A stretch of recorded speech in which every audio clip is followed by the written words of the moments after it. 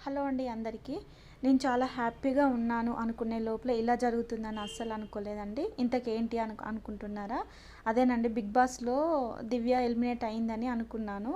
చాలా హ్యాపీగా ఫీల్ అయ్యాను. కానీ ఎలిమినేట్ కాలేదని తెలిసింది.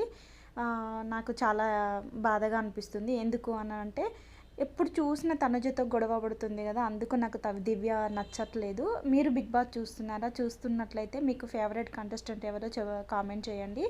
నాకైతే తనుజ అండ్ కళ్యాణ్ అంటే చాలా ఇష్టం అండి. నేను ప్రతిరోజు బిగ్ బాస్ చూస్తాను. బిగ్ బాస్ అంటే చాలా పిచ్చి అండి నాకు. 24/7 మ్యాక్సిమం చూడడానికే ట్రై చేస్తాను నేనైతే.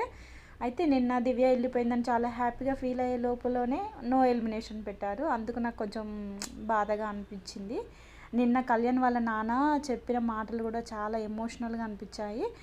మీకు ఎలా అనిపించింది అనేది కూడా చెప్పండి. మీరు బిగ్ బాస్ చూస్తున్నారా? చూస్తున్నట్లయితే మీకు తప్పకుండా కామెంట్ చేయండి.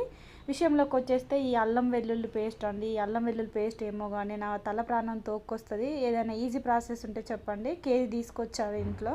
ఆ కేజీ చేసేసరికి నాకు 1 డే పట్టింది. అందుకోసం అని చెప్పేసి ఈ వీడియో తీసుకుంటూ బిగ్ బాస్ చూసుకుంటూ ఉన్నాను.